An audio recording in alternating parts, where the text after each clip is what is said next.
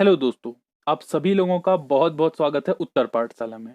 I hope आप सभी लोग घर पर होंगे, सुरक्षित होंगे और अपना 100% दे रहे होंगे। आज हम करने वाले हैं 23 जून से रिलेटेड सभी करंट अफेयर्स। तो आइए शुरू करते हैं। आज का पहला क्वेश्चन है, नीति आयोग किसके सहयोग से भारत में डीकार्बोनेसिंग ट्रांसपोर्ट प्रोजेक्ट की शुरुआत करने वाला है? तो इसका सही उत्तर है अंतरराष्ट्रीय परिवहन मंच, जिसे इंग्लिश में कहा जाता है इंटरनेशनल ट्रांसपोर्ट फोरम, ITF। तो भारत में इस प्रोजेक्ट की शुरुआत 24 जून को होने वाली है। कब होने वाली है? 24 जून को। इस प्रोजेक्ट का उद्देश्य भारत के लिए कम कार्बन परिवहन प्रणाली की ओर एक मार्ग विकसित करना है तथा बढ़ रहे कार्बन डाइऑक्साइड CO2 के स्तर को कम करना है। यह प्रोजेक्ट ITF के एक project decarbonising transport in emerging economies DTEE का एक भाग है। किसका भाग है?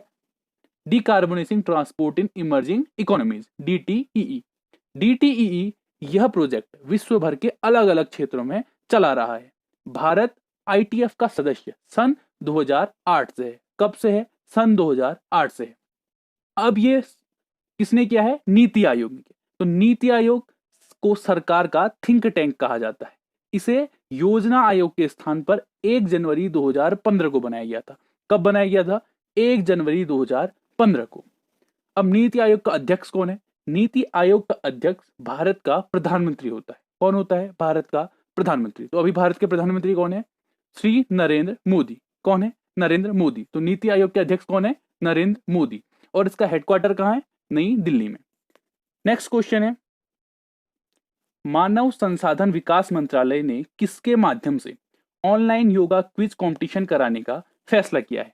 तो इसका सही उत्तर है NCERT, जिसका फुल फॉर्म होता है national council of educational research and training. यह प्रतियोगिता देश में 6 से 12 तक की कक्षा वाले विद्यार्थियों के लिए है। प्रतियोगिता का उद्देश्य बच्चों को योगा तथा उससे होने वाले लाभों के लिए जागरूक करना है।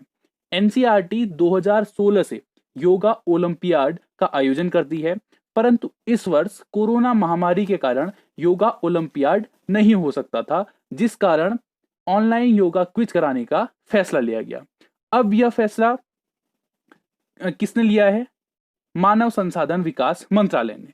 तो अभी हमारे मानव संसाधन एवं विकास मंत्री कौन है? डॉक्टर रमेश पोखरियाल निशंक। कौन है? डॉक्टर रमेश पोखरियाल निशंक। तो और अब इसको ऑर्गेनाइज कौन कर रहा है? NCERT। कौन कर रहा है? NCERT। तो NCERT क्या है? स्कूल शिक्षा संबंधी जितनी भी नीति होती है उन पर जो कार्य करता है वो क्या है? NCERT। NCERT की स्थापना 1961 में हुई थी। इसका हेडक्वार्टर नई दिल्ली में है और इसके निदेशक कौन है? प्रोफेसर कृष्ण कुमार। कौन है? Professor Krishna Kumar. Next question है, फोर्ब्स रियल टाइम बिलियनियर सूची के अनुसार भारत के किस व्यक्ति ने दुनिया के 10 सबसे अमीर व्यक्तियों की सूची में जगह बनाई है? तो इसका सही उत्तर है मुकेश अंबानी। क्या है? मुकेश अंबानी।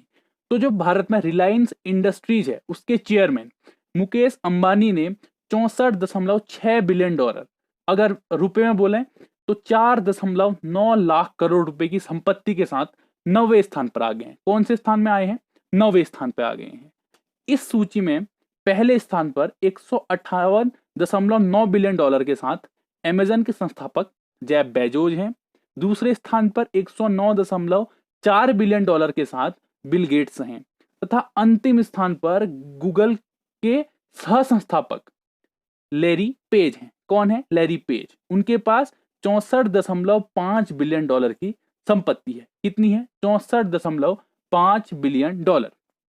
तो जो मुकेश अंबानी है वो कौन से नंबर पे हैं? 9वें नंबर पे। और 10वें नंबर पे कौन है? गूगल के सह संस्थापक लैरी पेज। और फर्स्ट नंबर पे कौन है?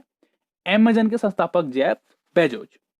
नेक्स्ट क्वेश्चन है, किस नोबेल पुरस्कार विजेता का उपन्यास क्लारा एंड द सन मार्च 2021 में प्रकाशित होने वाला है?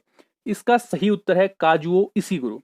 तो जो काजुओ इशिगुरो हैं उनको 2017 का लिटरेचर में नोबेल पुरस्कार मिला था और उन्हीं का उपन्यास क्लारा एंड द सन मार्च 2021 में प्रकाशित होने वाला है। साहित्य का नोबेल पुरस्कार पाने के बाद यह उनका पहला उपन्यास है। यह उपन्यास एक रोबोट क्लारा की कहानी है। इन्हें 2017 में साहित्य के लिए नोबेल पुरस्कार दिया गया था। उनके पिछले 8 उपन्यासों ने बुकर पुरस्कार सहित अन्य कई सम्मान अर्जित किए हैं। नेक्स्ट क्वेश्चन है, रेलवे ने किस रेलवे स्टेशन पर एक स्वचालित मशीन ATMA स्थापित की है? अब रेलवे ने ATMA मशीन स्थापित की है नागपुर में, तो इसका सही आंसर है नागपुर। ATMA जिसे आत्मा भी कहा जाता है, आत्मा मशीन, तो आत्मा का फुल फॉर्म है automated ticket checking and managing action machine. क्या है? Automated ticket checking and managing action machine. आत्मा मशीन को कोविड-19 के ट्रांसमिशन से बचाव के लिए स्थापित किया गया है। इस मशीन के द्वारा ticket checking, body temperature, face mask का निरीक्षण करने के बाद ही यात्रा की अनुमति दी जाएगी। इससे रेलवे स्टाफ व यात्रियों को कोरोना का संक्रमण फैलने से बचाया जा सकेगा। अब वर्तमान में रेल मंत्री कौन है? तो वर्तमान में रेल मंत्री हैं पीयूष गोयल। कौन है? पीयूष गोयल। नेक्स्ट क्वेश्चन है, किसे जिम्बाब्वे में भारत का नया राजदूत नियुक्त किया गया है? तो इसका सही आंसर है विजय खेदुजा। तो जो विजय खेदुजा हैं उन्हें जिम्बाब्वे में भारत का नया राजदूत नियुक्त किया गया है। अब जो विजय खेदुजा हैं वो आर मैस्क्वी का स्थान लेंगे। किसका स्थान लेंगे? आर मैस्क्वी का। और जो आर मैस्क्वी हैं वो अब कहाँ के राजदूत हैं? वो अब रोमानिया के राजदूत नियुक्त किए गए हैं। कहाँ के? रोमानिया के।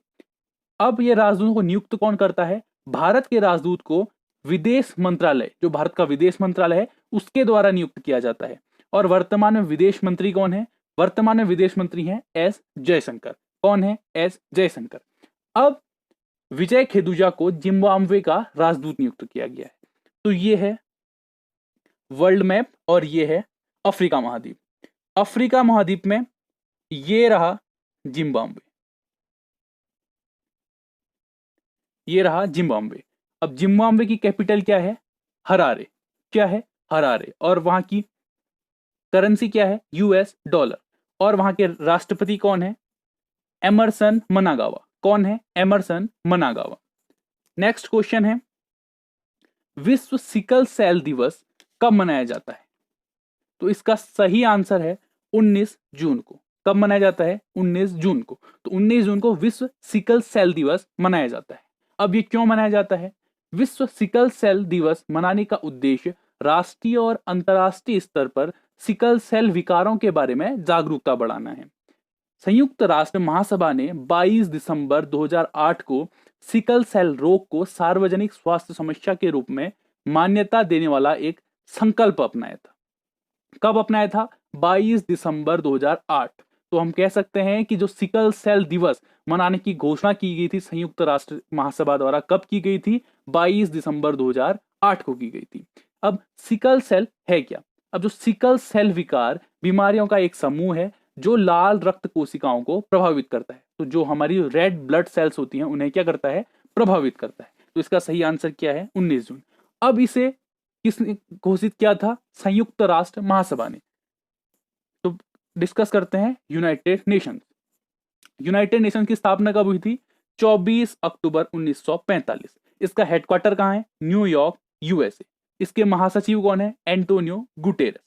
और इसके अभी 5 स्थायी सदस्य हैं। स्थायी सदस्य मतलब कि जिनके पास अपनी वीटो पावर है। वो कौन कौन से देश हैं?